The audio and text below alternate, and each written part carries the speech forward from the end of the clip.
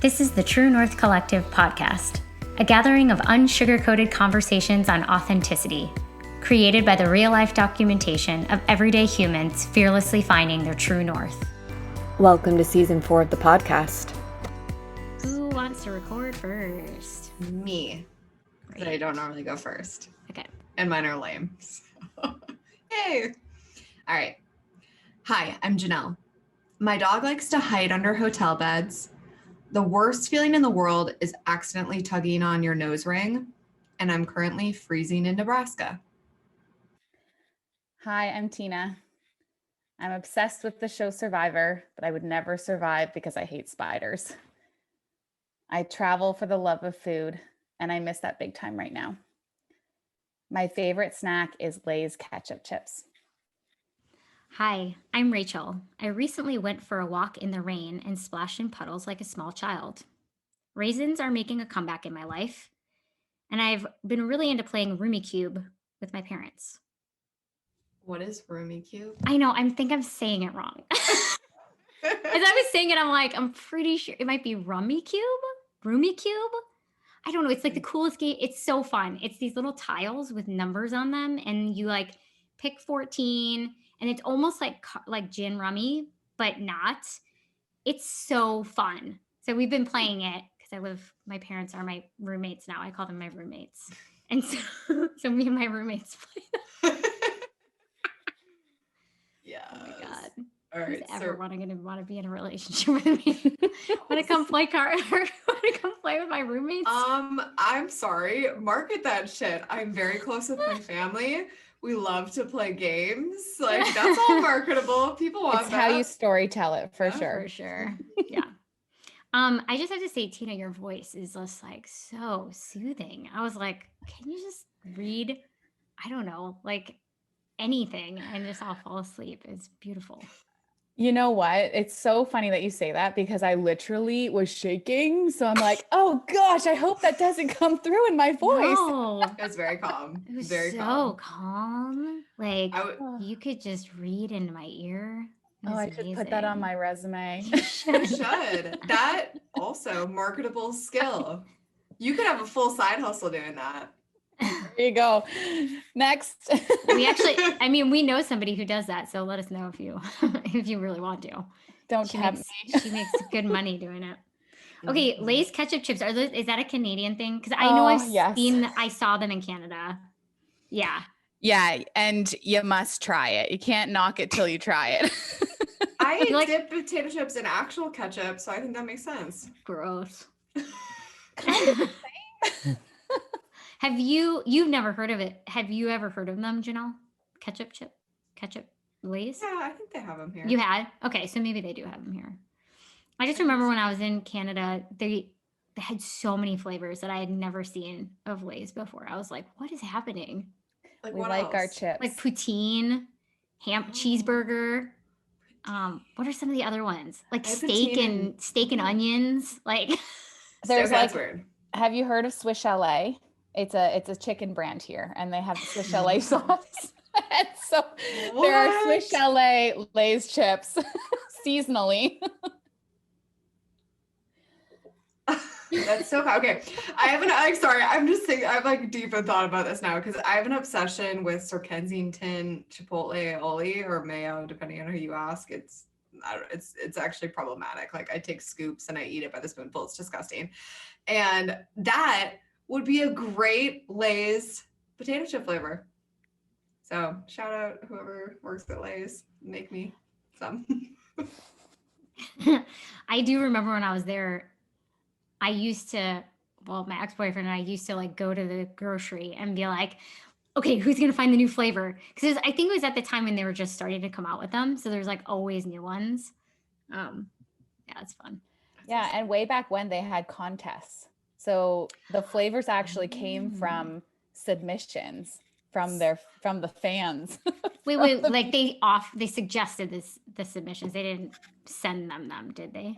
So they sent it out to our community in Canada, the Lay's community, to ask for suggested flavors. Okay, yeah. Okay. In my head, it was they created it in their kitchen and sent it in. Oh no. It's an And like Rachel's picturing me dipping like a Lay's Yeah. potato chip in Sir Kensington and then mailing it.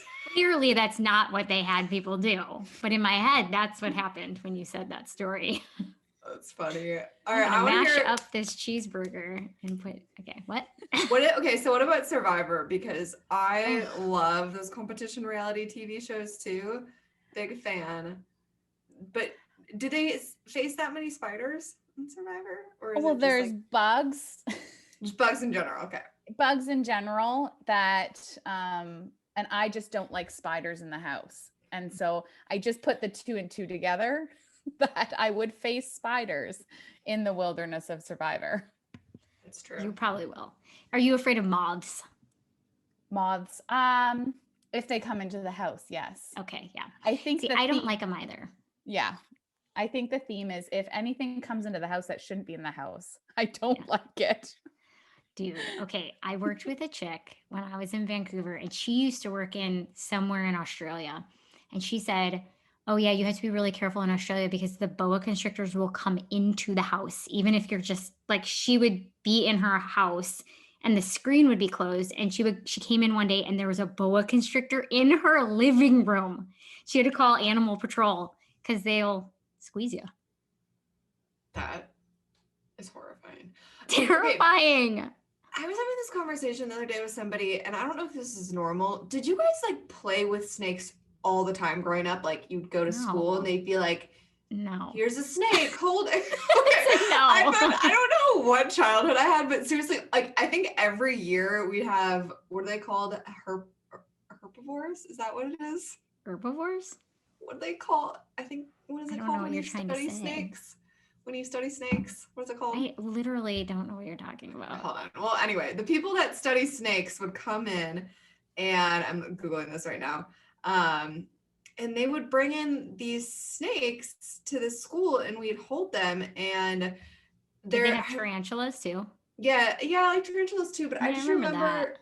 There was like huge, like I don't know if it was a boa constrictor, but it was big enough that it wrapped itself around my entire body. Yeah. As like a little child, and it just started squeezing. They were like, I get the snake off of her, and I was all like, this is fun. And now I'm scared of snakes because they're scary. When like rattlesnakes in California scare me. Well, have you seen those memes or the stories where snakes hide in toilets? I think that's what I get. That's what I'm afraid of. Tina, you just ruined my life. You just ruined my life. Sorry. But in Australia too, I think it's a thing where, you know, those big spiders and snakes and critter crawlies, they hide in toilets. And so you kind of always have to look in before you take a seat. Oh my God. So it is called a herpetologist, is the people that study reptiles and snakes and stuff. Oh, there you go. Herpetology. But Tina, you just ruined my life. I can't. Or I might have saved it. True. Oh my God, that's awesome. Oh my God. There was a video, Rachel linked it in the show notes, of someone that there was a snake that started coming out of her air vent in her car while she was driving. And this woman somehow still like kept her cool enough to pull to the side of the road and like get out of her car because I would have crashed. Was it like slithering down or out? Out, like it was coming out of her air vent. How big was it?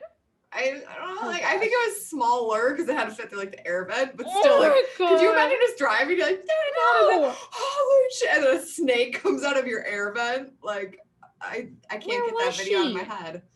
I think she was somewhere down south. Fuck. But then was also calm enough to videotape it and drive. How? Yeah, wait, that's true. I know. That's a real good point here. Well, no, so she didn't videotape it. Like after she had pulled over, she took a video of it. But you didn't see it like coming out, but she described it. And then you could like see the snake like half out the vent, just being like. I mean, I know. Oh, the sunset's very pretty here. Sorry, I got distracted. Here in where I am, so when I brought my RV here, my dad was like, okay, you can't just leave it because it has to go in the shop. And so I'm like leaving it somewhere. And he's like, you can't just leave it. We have to put like mouse radar. Oh my gosh, my brain is not working. But like there's like mouse radars that stop them, that keep them away. Rodent repellers is what I'm trying to say. And then like you have to put all of these like things in your car because the rodents will get in the cars. And I'd never heard of that, which is that I would have thought that would have happened in the Midwest when I was there, but I don't know. Apparently it happens here all the time. So Yeah, this is like a not very great intro to a podcast, but you're you're reminding me of people's cats who curl up in cars like when it's What? cold in the winter. That's the only thing I always had to remember, like outdoor cats, they crawl up in your engine, and if you start it, it's no good. I never heard that. It's so sad. So that took a dark turn, but that's what your rodent repellent just reminded me of. All right, So anyway, we- anywho, let's introduce Tina. Wow. Okay. Tina. I actually don't know how to pronounce your last name. On? Like On. on, off. On, off. Okay, got it. I'm such good friends with Tina that I can't even pronounce her last name. Okay. Welcome to the podcast, Tina Ahn. I'm so excited that you're here. Tina is a store manager at Lululemon near Toronto, Ontario. She used to play very competitive soccer growing up and rescued a pup a few years ago named Lizzie. She has goals to become a coach for others with a specialty in holding space for discovery and exploration. And she's just like a people person. She loves her people. She's always like, every time I talk to her, she's just so inspired by her team and the people that are around her, what lights them up. And having those like aha light bulb moments is something that she is really, really amazing at. She also feels everything. So she often feels life through her eyeballs. She cries, laughs, all of it. And myself personally, I met Tina last year in 2020, and through our interactions together, she was just like a ray of light in like a pretty crazy year. But not because she was trying to like force it to be anything, just because she was so genuine, that there was like that genuineness just permeates her and allowed me to stay connected to my own genuineness in a time that was really tough. So I really appreciate your presence in my life, and I'm so excited to have you on the podcast. Welcome. Welcome. So, Tina, our first question is, how are you living your true north today? Like, what does it look like for Tina to be living her true north? Oh, I mean, thank you, first of all. I just felt the urge to say that. Thank you. I'm so excited to be here. What's really grounding me is the idea that I'm not going through the challenges and this year and last year alone. And what's really keeping me to my true north, or guiding me to my true north, is embracing it all and not shying away and avoiding the hard stuff. Yeah, I can relate to that. What has allowed you, do you think, to be able to open up to all of it? Oh my gosh. I mean, for one, I think saying yes to opportunities that are uncomfortable, and which led me to you and our relationship over 2020, and being vocal and sharing about what's coming up, like just being vulnerable about it. Yeah. Beautiful. And you're doing it again today? I'm doing it, and it's scary. and I'm here. That's awesome though. That so many people don't show up for it. So the fact that you're here and you can acknowledge that it's scary and still show up is really cool. And as like a little bit of background, what some of your background, or like what has gotten you to this place where you've been able to be willing to show up and open up and yeah. I mean, oh gosh, yeah, that's the question. What has got me here? I think, I mean, for a few years, I was definitely in a place of resignment. Is that the word? I don't even know if I was resigned Sure. from being in choice, and felt victim in a lot of situations, which truly like weighed heavy and was causing me to stay within myself. And I mean, that looked like watching TV all the time, eating snacks all the time, and it didn't feel good. And what got me here to this point was being ready to face those things and have that internal conversation with myself and with others in my life to identify like what was holding me back. I remember when we first met, there was that photo shoot that you were doing, and I I mean, Jenell, you've kind of put yourself in front of the camera quite a bit, but I was a dancer, and so I did that, but it was never like me center. And I have had photos taken over the years, some actually in the nude, which is like quite an experience. I highly recommend.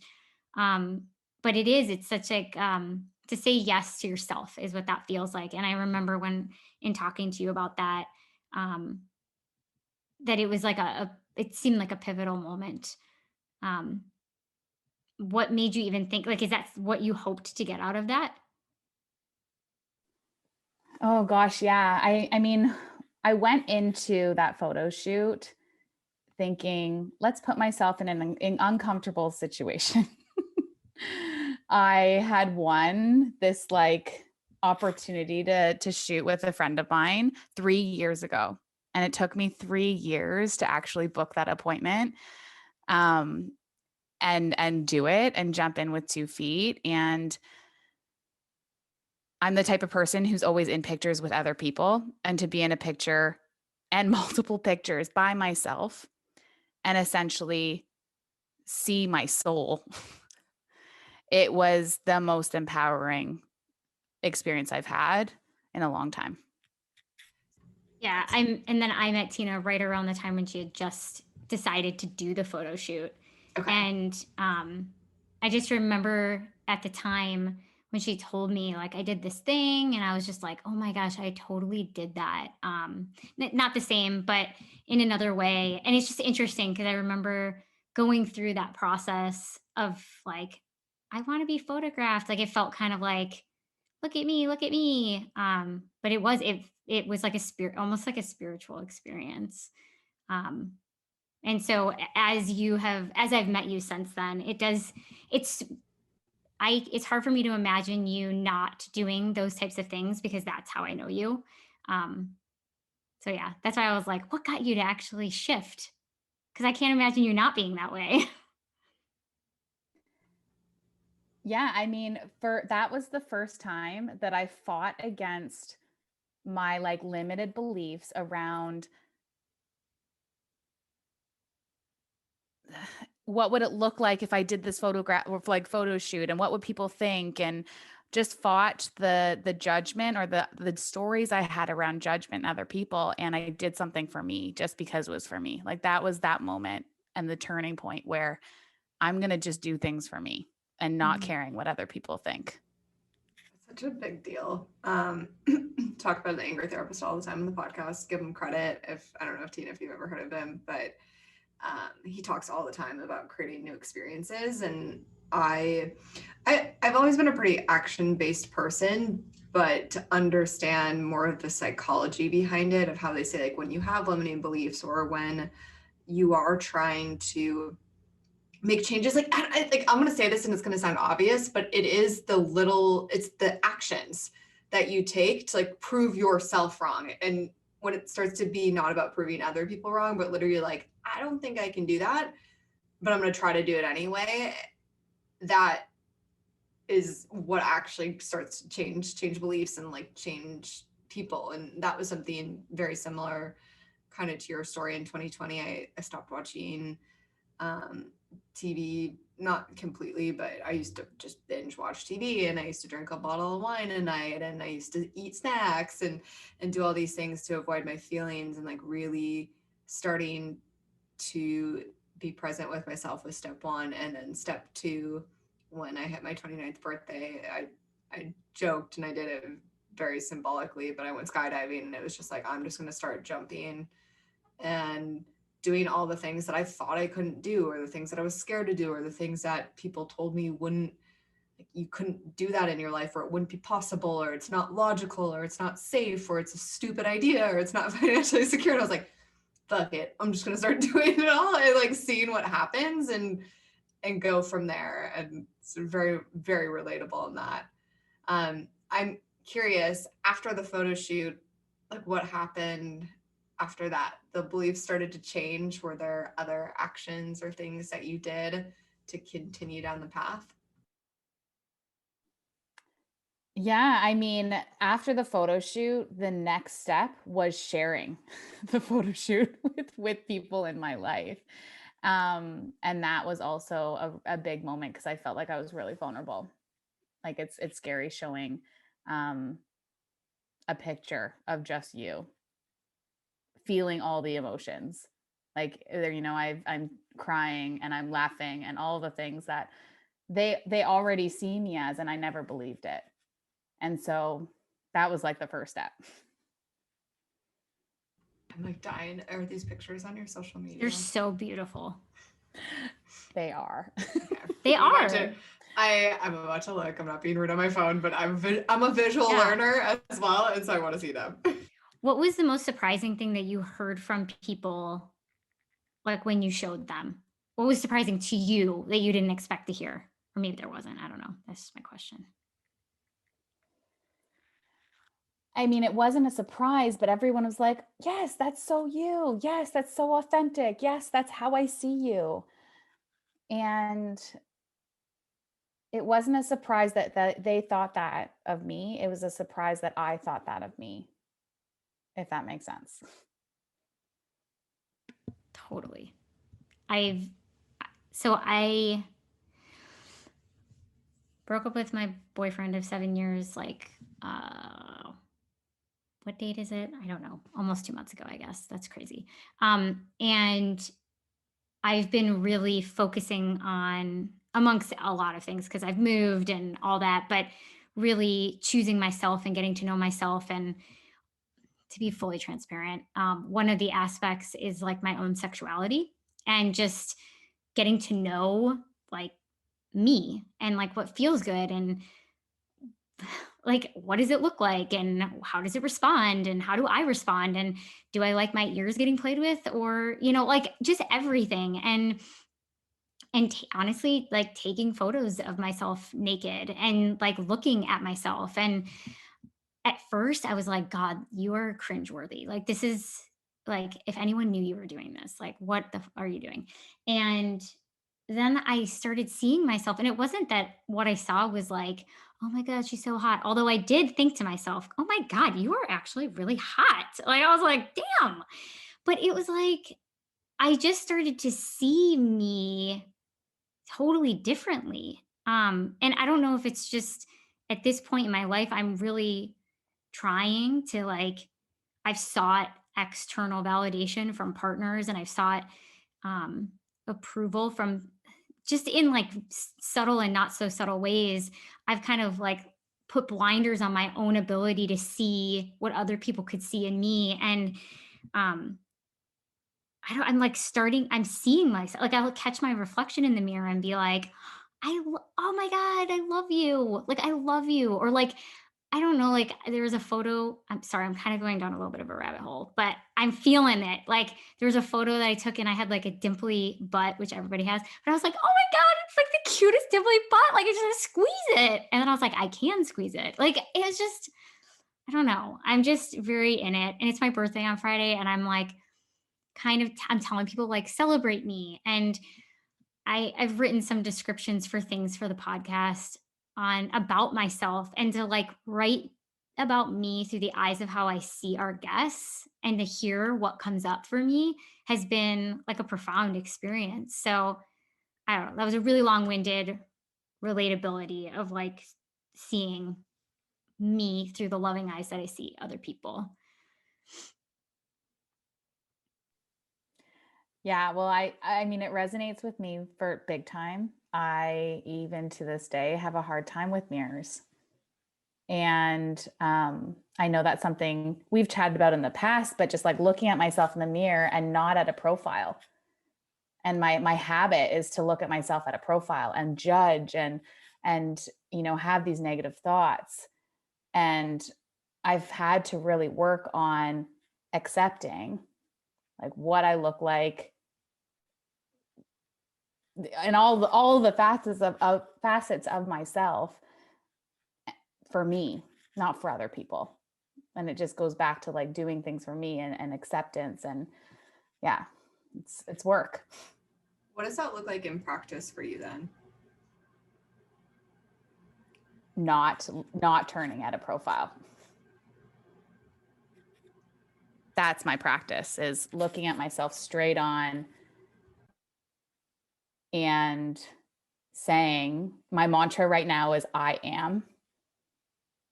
And that keeps coming up in my sweat, at work, when I look in the mirror, is just I am. And that's what I tell myself when I look at the mirror straight on right now. What do you do, Jenell? And then I'm going to share what I do. To defeat some of those, like or to love my body more. We've talked about it in the podcast. My body journey, in some ways, I feel like it's hard for me to remember because I've done so much work on it. Like that's really when we first started the podcast and I was stepping into this world. I think for a lot of people that was my gateway and my entryway into building a better relationship with myself, was first getting rid of a lot of the negative thoughts and the idea that I had to change my body to be more appealing. So that's actually a really good question of how in practice, like it's so small. I think it was just like small things every day. Like if I would catch myself wanting to change something about myself, like I would kind of just try to disrupt that thought. I spent a lot of time changing my social media habits and what I was exposing myself to, which we talked about on the podcast, like rather than being in the fitness world too, where it's like I would be following all these like fitness influencers that were creating these workouts and I'd be getting ideas from their workouts, but then at the same time I'd be exposed to these bodies that were different than mine, and also from a society standpoint more quote unquote ideal. And so I really started to unfollow a lot of those accounts because I used to try to want to achieve a body type that would never be my own. And I started following people that had body types that were similar to mine or just like different than what I was exposed to. Like not what you would see on the cover of Fitness magazine or something like that. But like women who were really confident and comfortable in their body. And I've shared this before, but even going to cycling studios and like seeing women of all different shapes and sizes just like working out in a sports bra and looking with, rather than judgment, looking and being like, why is that woman who, again, and this is like all societal stuff and narratives, that has a body type that isn't what I would see on a magazine or whatever, she's out there rocking, the cycling class in a sports bra, in my perspective as an outsider, completely confident. And yet here I am, and like, I'm afraid to take my shirt off in a cycling class because I think I'm going to look fat. Like, it's like just trying to like check my belief system and my judgment. And then as I started to like have, I don't know if even compassion is the right word, but maybe just like acceptance for all these other people's bodies, that in turn helps me be like, why can't I have acceptance for my own? So also very long-winded, but it's like many, many, many layers. And now like I like to walk around naked, and I don't know, I look in the mirror a lot and I'll like compliment myself. You know, all of the above. Like I feel like I'm actually in a really healthy place with my body, but also because I spent a lot of time, like we had mentioned before, like getting in a healthier place with my mind and my habits, and like just taking better care of myself in general. And I think that's also reflected like in my physical appearance too, because I'm not trying to numb out, and my body, like I make decisions now to be taking care of myself versus before I would be running away from myself or I'd be doing it for other people. Long. But A it's journey. like, it's an interesting, like, how does one get to like, because I'm trying to think for myself, like, I don't know, like a few months ago, I don't know if I would have seen, I don't know. I have this like feeling for myself when I see myself now of just like genuine, just like how I feel about people in my life that I love. I'm like feeling that towards myself, and I see myself and I'm like, "Oh my god, I just want to squeeze your face and like kiss you and hug you and hold you." And like, where did that come from? Like, how did that all was it my like intention coupled with strong conviction and sincerity of like the small habit changes or my choice? I do like a body love scan where like once a day now I'll say like I love you feet, and I'll like touch them or hold them or wiggle them, and I go up the body to all the different parts that I feel like or if I'm just feeling like shit someday, like I'll just do that. Like I love you hands, I love you fingers, and just like really take my time. And I don't know, I like it's a slow build over time until it was literally today that I actually felt that way about myself. I saw my dimply butt and was just like, oh my God, the cutest thing ever. And I never used to feel that way. And so, and then I think like, I don't know if y'all follow Meg Boggs and Mick Zazin. I'll put him in the show notes, but just people who are willing to show that um, different body types are, it's not about a certain size that means anything. It's like, I don't know. I just, that is so helpful to just remember like, what's the narrative that I'm allowing myself to be ruled by right now? And is there actually any truth to that? Or am I just like blindly following it because I've blindly followed it before and I feel like shit? You know what else I'll say, and this is me living from the external world, but in a positive way, when I started to explore my sexuality like a little bit more too, and just like being with different people, and the things that I had shame around in my own body, like other people were totally chill with or like really into. And again, like I know we talk about the podcast, it's like we don't want to come from external points of validation, but for me that did help. It was just like it helped me realize that the stories that were inside of me were actually false narratives, like we were talking about before. And it's just like, no, like people are into all this, and why am I shitting on myself for it when literally this person either has put zero thought into it or actually maybe even really likes it, but I feel like no, like no one's shitting on it except for me. And I think also starting to realize that, like, and just having that experience with other people and being like, oh, like people think I'm hot. Why don't I think I'm hot? That helped me too. So let's kind of parlay that because it's a similar idea into your like athletic journey. Because I know that's been a big part too in like learning how to do things for you. So talk a little bit about that journey. Yeah. So, growing up, starting from I don't know, grade 1. So 6 years old up until graduating high school, I played very competitive soccer, and to the point where, going to the States and exploring colleges and seeing what it would look like post high school. That's the competitive mindset I was in.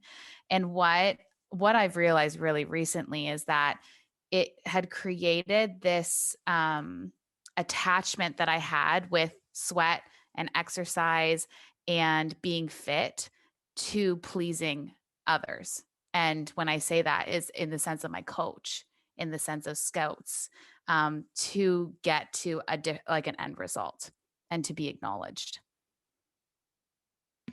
Did you, at the time when that was happening, I mean, you were still enjoying the sport, right? Yeah, Or were you not? Yeah, you were. loved it. And when I got to university, I was able to continue to pursue. And being in university, I was exposed to so many other things that life offered, like, building relationships and, first year support people, like we call it softs, but first year orientation people leaders. And I was exposed to things that I didn't have the opportunity to experience when I was in such a competitive place of soccer, that it not erased, but it overrode my love for the game.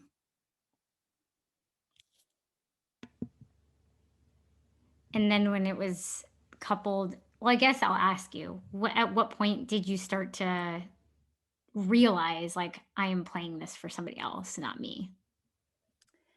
Yeah, I mean, it was in grade 12 when we were going through decision makings. And when I say we, it's like me and my parents. And we were going through making a decision on where I was going to end up. That experience and that process was when I decided that this wasn't for me anymore. And in that moment, I actually chose not to go to the States, and I chose to stay in Canada. And that was the first time I went against the grain. I went against someone's wishes. Did they support you?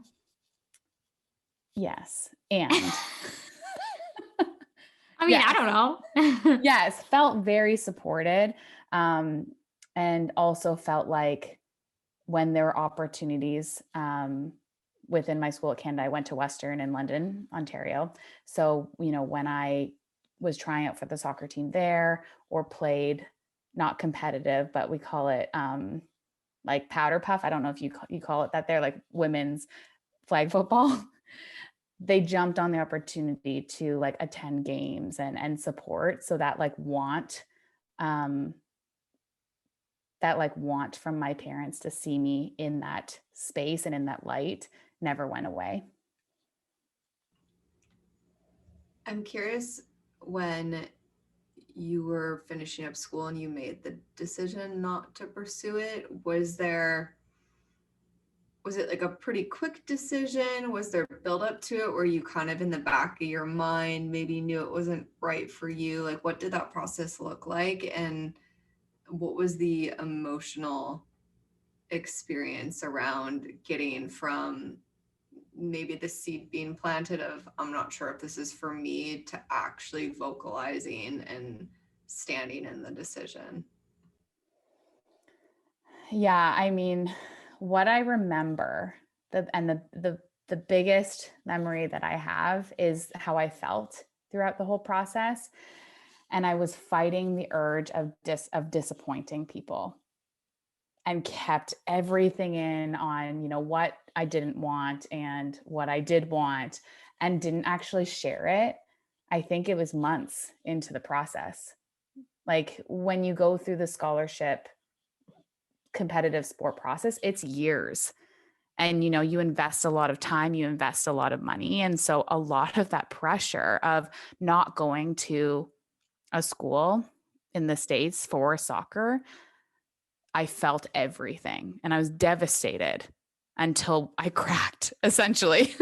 Like, it literally took me like breaking down, crying, feeling all the things to really be able to speak my truth. And even in that moment, I didn't vocalize it. My parents were like, tell us what's up. Like, why is it bothering you? And they really had to pull it out of me because I was afraid of disappointing my coach, my parents, people who invested their time and money into me throughout that process. It's a lot. I'm going to ask a question, and if you don't have an answer, because could not think back to my high school years and think I had this awareness, but do you remember what it felt like in your body, like other than crying, like when you were in that disalignment? I think that's a word, disalignment. Do you remember like how it was showing itself in your body, not just in your brain?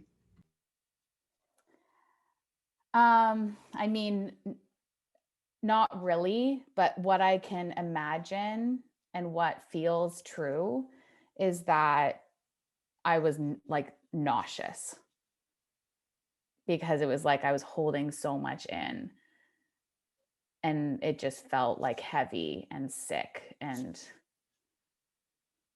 something was needing to be released. I think it's so fascinating, the idea that sometimes what we're really good at and what seems like is our thing isn't. And I can definitely relate to that, of like, I should be enjoying this more than I am. I should, like, my brother and I actually used to talk about this a lot because he's super good at sports and like really good at baseball. And like they wanted him to like play and like he hated it. And I think he enjoyed the sport and like enjoyed being athletic and enjoyed the camaraderie of it, but he didn't really enjoy the game. And you know, in my own ways, there have been things in my life where I'm just really good at something, but I'm like, I don't want to do that. And before I had found coaching, which feels like dancing felt like my thing. And then there was like a period of time in there where I was just like, I don't know, I'm really good at this stuff. So I'm doing it, but I don't really know. It's like I didn't have anything else to lean onto that felt like I was decent at it enough to keep learning, or that I liked it. And so I felt kind of lost in there. So like the ability to have something that you were clearly good at and to choose, like, I'm going to say no to it, maybe without having something else. And I don't know, that I might be projecting that onto you. I would imagine that that's like a confusing thing. I feel like that's a really good point, even as we talk about our adult lives, because people get that way in their careers too. I mean, a sport can obviously be a career, but I think a lot of us, it's like, I've been doing this for a long time, or even there's stuff. If I look at my own life, I'm really good at operations and like task management and things like that, which yes, it serves me and it's a necessary part of most jobs, but because I'm good at it, I think a lot of times I'll default, and Rachel, you and I just had this conversation, but like I'll default to it because I'm like, whatever, I'm good at it, I can handle it, but I don't necessarily like it. It doesn't light my soul on fire. Whereas there's this creative side of me that I've always wanted to explore that, I mean, I'll like pat myself on the back or not talk down to myself. Like I do think I'm a creative person and I can do creative things, but I haven't spent the time to hone that skill set.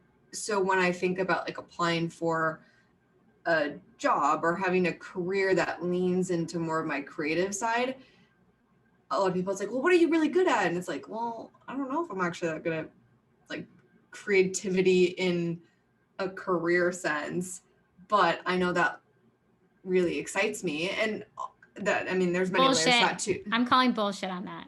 On what? That you aren't creative in a professional sense. Well, okay, I think I am, but this is like limiting beliefs, right? That I don't know. I'm like, when I think of a creative career, it's like a graphic designer or something. And like, I've very much done the like business, spreadsheet, accounting, like that is the comfort zone in my career. But what I really want to be doing is creative stuff. Actually, you'll appreciate that. This is like a complete segue, kind of what I'm saying. But I found something today before I left my parents' house. And it was from like a senior photography sheet that was like introducing me and my work. and it said Jenell Riesner is a senior at Waukesha West High School, and she's going to go to college for radio broadcasting. And I was like, why the fuck didn't I do that?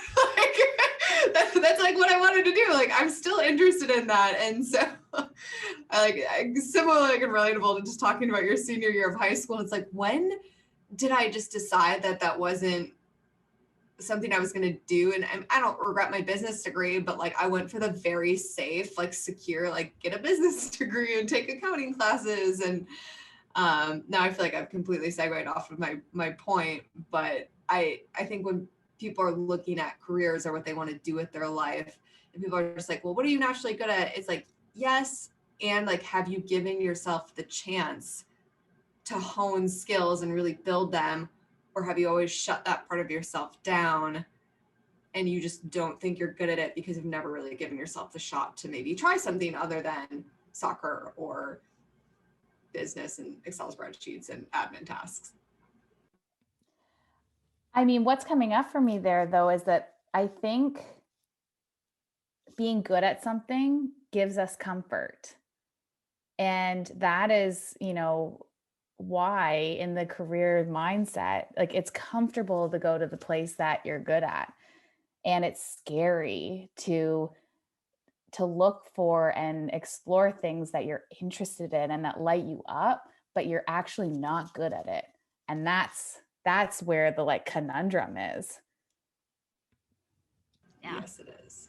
As someone who's applying for jobs and trying to make a segue in my career too, I'm like, why the hell would someone hire me? And then like, I know why, but like, to a segue, like, I'm trying to do like podcast producing as a career, and just like, hey, I edit this podcast, want to check it out? And just like feeling, yeah, it's like, I don't have 10 years in radio broadcasting, so how we've set things up, which makes sense, but it kind of like devalues taking the risk too. So I'm trying to rethink of like, how do I continue to hone my skills and not be blocked by those barriers? Not only the fear that I have around it, but also like a job description that says 10 plus years, or other barriers that pop up and you're like, ooh, I don't have that. Never mind. Just kidding. Go back to the 6th Street. Like, okay, bye.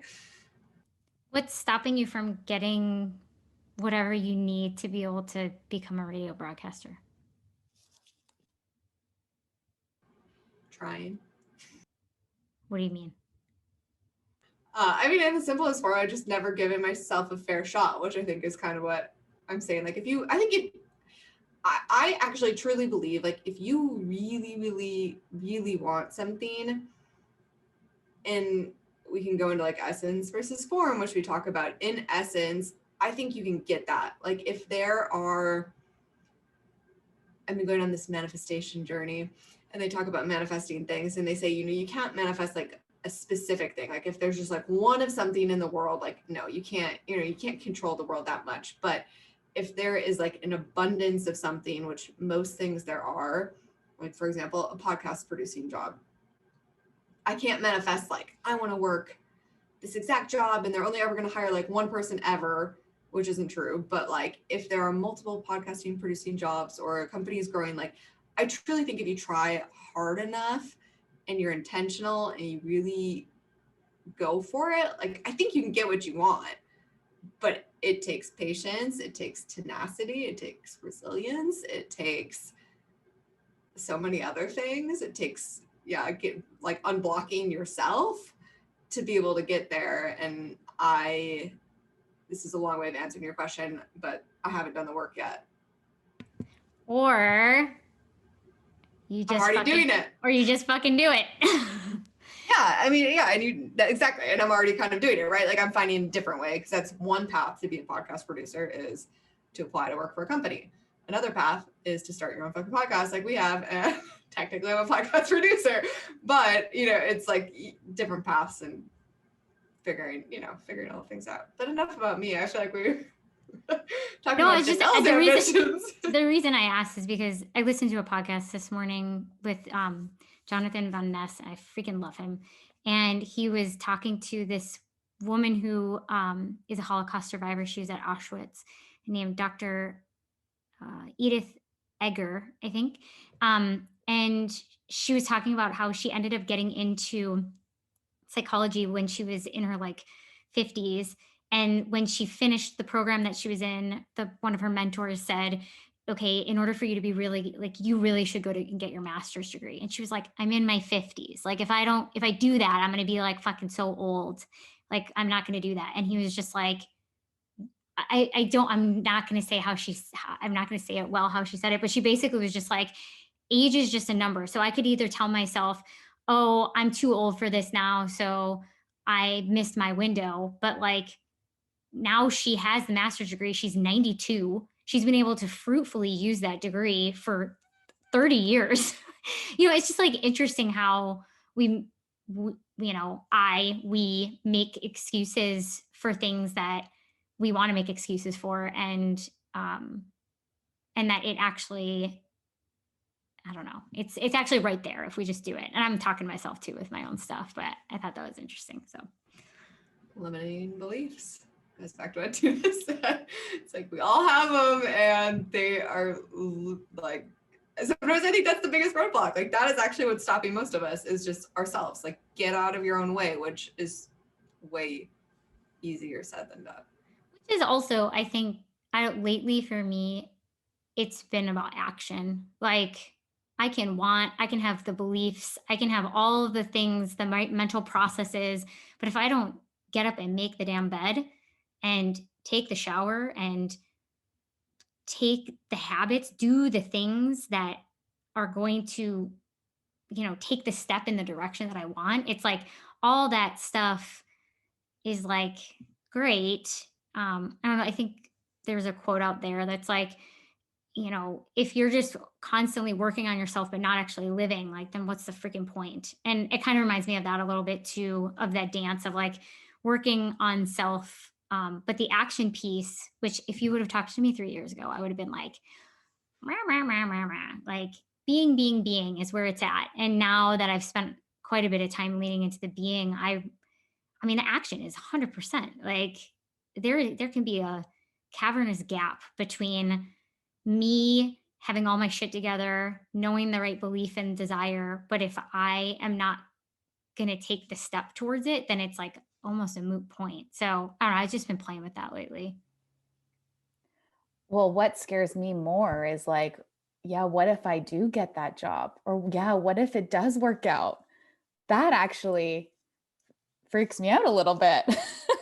Being in action actually might get what I want. And then what? Totally. Talk to me more about that. Yeah. Oh my gosh, like my body is like working up and I'm like feeling it all. But I have, as the intro shared, like I've been working towards being a coach, and I know in my heart that's what I want to do. And I've taken the steps to progress to that point at some point in my life. And it really scares me to when it will happen, that I will feel very responsible to create incredible spaces. And then it's me putting pressure on me having to do that. Totally. The pressure, man. I totally get that. And then now you care because you're like, so now your heart, like more is invested in it. I can totally relate to that. I don't know if you ever do this exercise. Sometimes when I feel that way, and if you want to play along, we can play on the podcast and do it, but I'll ask myself, what's the worst thing that could happen? And just try to imagine, this is kind of morbid, but like I try to imagine it happening, and I will feel what I need to feel around it. Like if it's me falling on my face and completely failing, like I will just put myself in that space of like, what would it look like if I completely failed? How would it feel? And would I be okay? Or if it's a relationship, and like what would it feel like for that relationship to end and to be tremendously sad and to feel rejected? And I'll just like let myself go there, and then I can also pause and then say, but you'll still be okay. I don't know if you ever do that. It's radical acceptance right there, baby. It's tough. So Tina, what would it look like if you want to play? for it to all go wrong, and what would happen afterwards? I mean, I think that, well, this doesn't answer your question at all, but I think that what I'm afraid of is, the judgment I have on myself in it not being what I think it's going to be, if that makes any sense. Yeah, it's like the gap between the fear of the gap between who you want to be and where you think you'll actually be able to perform. There's an Ira Glass quote that I'm going to send you that we talked about in one of the earlier seasons. And when I was first starting coaching, a very young kid in his 20s sent it to me. And it basically addressed that. And it was the idea that one of the big struggles with creatives, with anyone creating anything, is that you show up having an idea in your head, like you have taste, you know what's good, but when you first go to do it, you're not there, like you haven't honed the craft yet, and so you show up and what shows up on the page is shit, and then you're like, is this such a cognitive dissonance there? And it's his thing is like, just keep going, keep going, keep going. That's part of the process, and a lot of people fall away because they don't want to experience it. No one says that's how you get to the point where where it matches. So I'll send it to you because it's a really good one. Yeah, I love that. And I mean, Jenell, I think to answer your question, I think the worst thing that could happen is I get there and I don't like it. And it's not actually what I want. I think that's the worst. What makes it the worst? I think the thought of, all the energy expelled and the work that I put into it, and, getting to that point and imagining what it would be like and knowing what it would feel like, and then getting there and it doesn't feel that way. I think I would just be more disappointed in myself for not knowing better.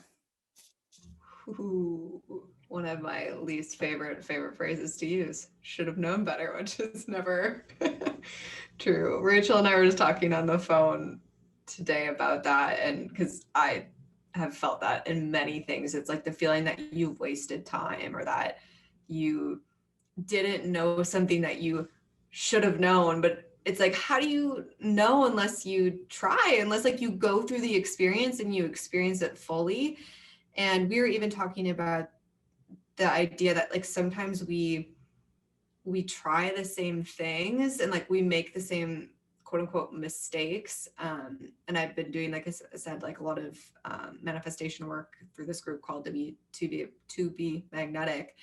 And the woman shares the analogy of running into the fire, and it's been very like permission giving and has brought a lot of acceptance for me, where when people submit questions to her and they say like, well, I think I want to do this thing, but I think I know better than to do it, but I like still kind of want to do it and I'm being called to do it. And she's like, fucking run into the fire and do it. And if it's not right for you, get burned so badly and experience what it feels like to be in that fire getting burned, that at some point you will come out of that fire and you will say, I can never do that to myself again. And it's a little bit different because in this case, you're not running into the fire into something maybe that you think is bad for you. But I think it is permission giving in the sense that if you go through this path and you take all this time, like what the worst thing that's going to happen is you learned something and now you get to go learn something else. Like, I mean, in a very like nicer way, that's a very simple way to say it. But because I struggle with that all the time, like feeling like there's some sort of like ticking time clock that I'm just getting everything wrong and I'm just wasting my life, which isn't true, but I feel it. Well, I relate it to like dating. It's like, if you don't date people, you'll never know what you don't want in a partner. And that feels like really real to me. So why can't I apply that to like dreams and goals within maybe my career? Or yeah, so interesting. That's such a good analogy, because it is true. Like we were like, dating's fine, right? I mean, for the most part, there's things we can talk about dating too, but like it's fine to like date a bunch of people, but we're not like, it's fine to have a bunch of these different jobs that aren't related and we just try on a different hat and we do this. We're like, oh no, that's a non-linear career path. No, oh, you only stayed at that job for 6 months because you didn't like it. Well, that's a tick against you. Well, and like then to bring it back to the dating world, it's like I know that some people marry their high school sweethearts, but for shit's sake, if I was having to be with the people that I was attracted to in high school for the rest of my life, like I'm so different now. So like, yeah, it's why is that different? Why do we look at that differently? It's interesting. Okay, I wanted to circle back to the original intention of the conversation, which I love that it went all the places that it did, was around you really recognizing that you didn't love sweating because it had this like it was for everyone else, and like all of a sudden that shifted for you. And I'd love to just hear your experience of that and where you're at with it now and what it was like to kind of recognize I'm doing this for external reasons, what happened then, and then how you got to where you are today. Yeah, I mean, I think it ties back to my journey pause. Yeah, great question. I mean, I think it ties back to what we were chatting about before regarding my photo shoot. Like, I truly think 2020 was all about me letting go and clearing all of the stuff that was holding me back. And I was creating excuses for X, Y, and Z. And sweat was mirroring that. And so through my journey, what I discovered over the last, few months, I was sweating to, fix my appearance, or I was sweating because I work at Lululemon and that's the thing we should be doing. And there was so many external factors to why I was exercising. And the idea around like 100 sweaty sweats and challenges and stuff like that really put pressure on myself. And it put me into this place of like, I don't like it. I don't like exercising. I'm in this like heavy place. And when I did that photo shoot, I was able to like address seeing me for me. And through the work over the last few months around like acceptance and self, like letting go of self-judgment, I have started to sweat recently and spin. And that's been my like choice of sweat. And what I have felt in the last few months doing that, I have felt no pressure. I have felt like I'm having fun and I'm smiling through it. And it really has mirrored my like journey with my mental and like my self-acceptance. That's what sweat means to me. Like when I'm sweating and when I'm loving it, it means I'm loving myself. And when I'm not sweating, I'm like not loving myself.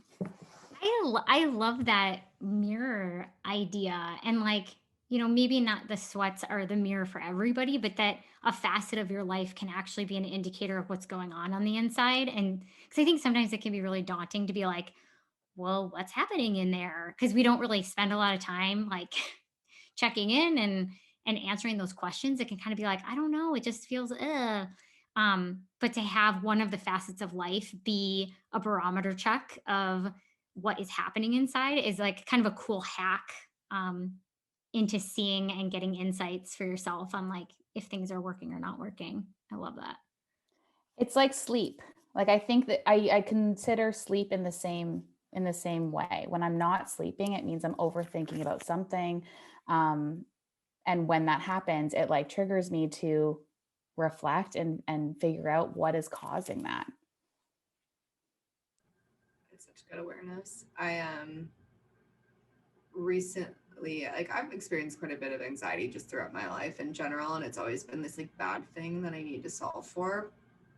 And I'm sure one of the many self-help things that I find myself in gave me this idea, but checking in with the body to realize that a lot of times when I'm anxious, it's normally because something in my life is not in alignment with me and what I want out of my life. So rather than trying to get rid of the anxiety, like similar, like the feeling, it's actually just telling me something. And I need to, again, pause and reflect, just like you said, and figure out like, not let's just try to hide the anxiety and like, I don't know, get rid of it, sweep it out, clean it off. It's like figure out where it's coming from and actually take this, like, the time to get to know why my body is reacting in the way it is. And I've been able to do that better than I ever have before. And it's like the second I identify it and eliminate whatever it is, it's like the anxiety is immediately gone. It's like pretty magical, which again sounds like such a simple concept, but in the past I'd be like, oh, you're having anxiety, that's bad.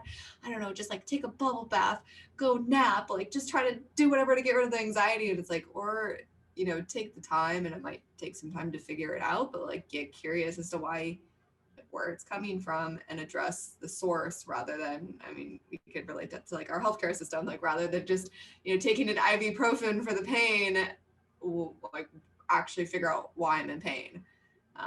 So very similar to what you said.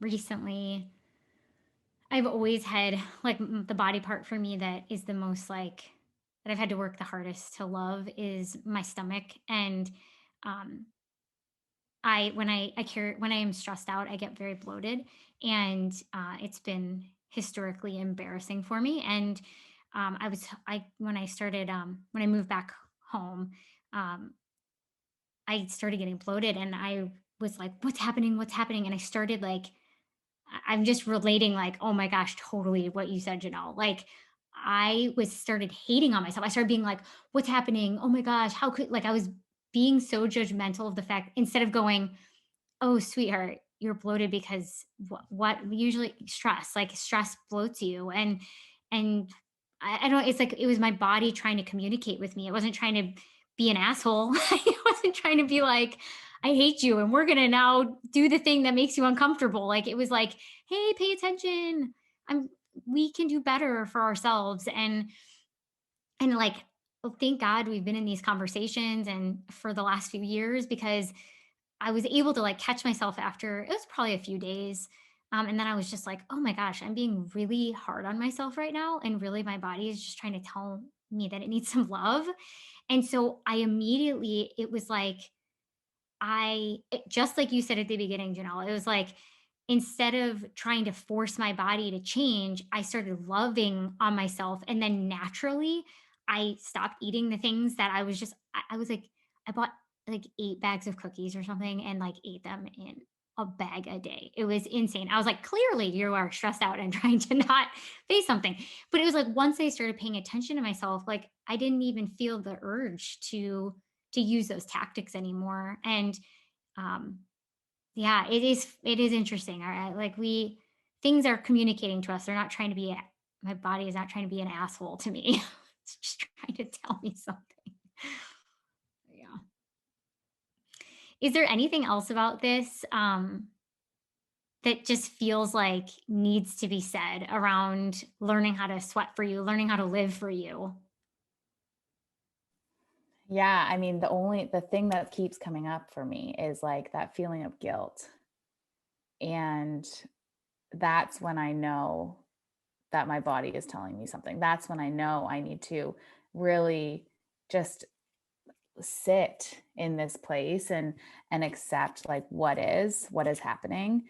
Um, because I'm discovering it's not judgment.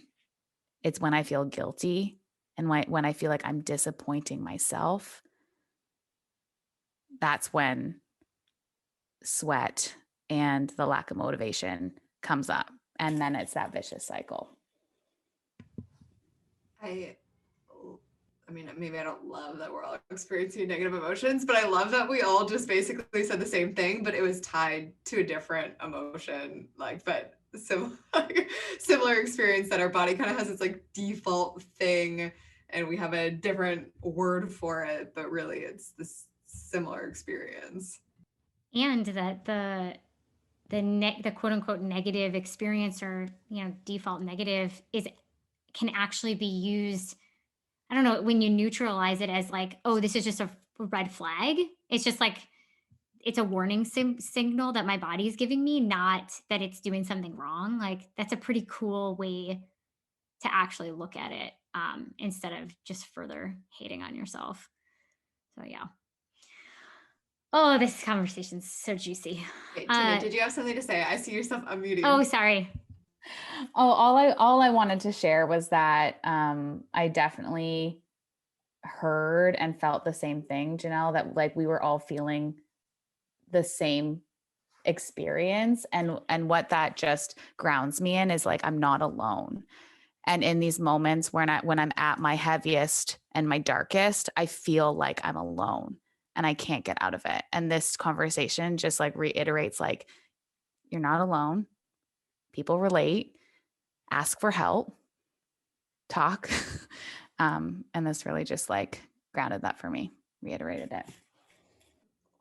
Yeah, it is. Yeah, the vulnerability to share. The more I've been sharing all the shit that I'm ashamed of or I don't like about myself or having these conversations, the more I do realize also that I'm not alone. And then it really doesn't seem like it's as heavy or as dark. And it's just like, oh, I'm just a human having human experiences just like everybody else out there. But thank you for saying that, because I feel the same way, and it's good to know that I'm not only not alone in the experience of my anxiety and my emotions, but the appreciation for other people stepping up and wanting to have a conversation and being willing to be vulnerable and to share, because to me, it's everything. Like, I don't know what I would be doing today if people weren't willing to come play. Mic drop. So, Tina, in one word, how do you live your true north?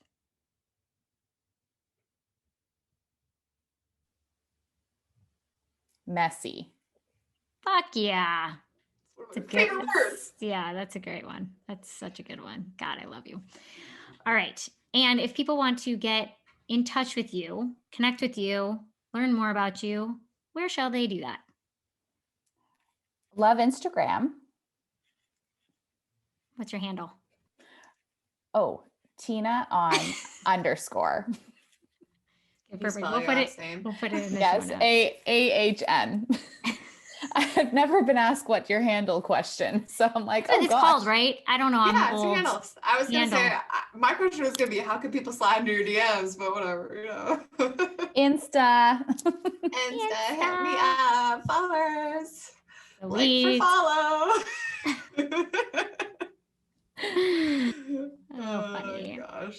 Well, You thank guys you are so much great. for Yeah. opening up and sharing your life with us. It's been life-giving for both of us. So thank you. Yeah, it really has been.